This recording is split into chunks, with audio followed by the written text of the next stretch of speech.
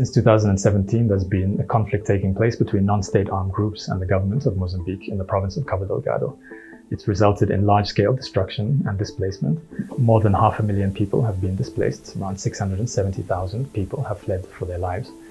Schools have been destroyed, hospitals have been destroyed, and people have found themselves living in terrible conditions where they've sought safety. Towards the end of March, an attack took place on the town of Palma. Palma was a place where displaced people had already come to look for safety. They had fled from other parts of the province looking for safety, and instead they ended up having to flee into the bush during a period of intense violence that lasted over a period of days. Many of them went into hiding. They didn't eat, drink for days at a time.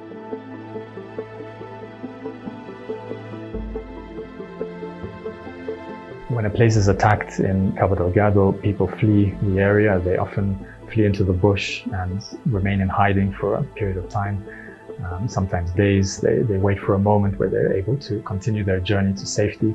Sometimes they're walking for days at a time to reach a place where they feel safe. Often families are separated. They've experienced severely traumatic events during their flight. Many of them have their houses destroyed, their livelihoods destroyed. And when they arrive in places of safety, sometimes they're hosted by fellow community members, often in overcrowded conditions, where there's often a lack of access to basic services because there's a strain placed on existing services such as healthcare or water. Others are finding refuge in camps, which are often around the capital of Pemba. There, the conditions are extremely difficult. There's overcrowding, there's a lack of access to safe drinking water, shelter is poor, and there's a real concern for outbreaks of disease such as cholera. Of course, COVID-19 in such a context is extremely difficult. What's needed in Cabo Delgado is the basic necessities to sustain life. People need water, food, healthcare, shelter.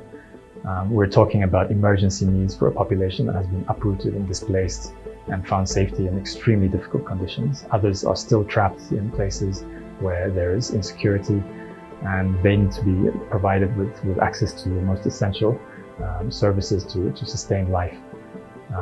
What we've seen in Cabo Delgado is that the level of the humanitarian response just doesn't match the level of the needs. The needs are far higher than the response that we're seeing on the ground, and we need to see that scaled up.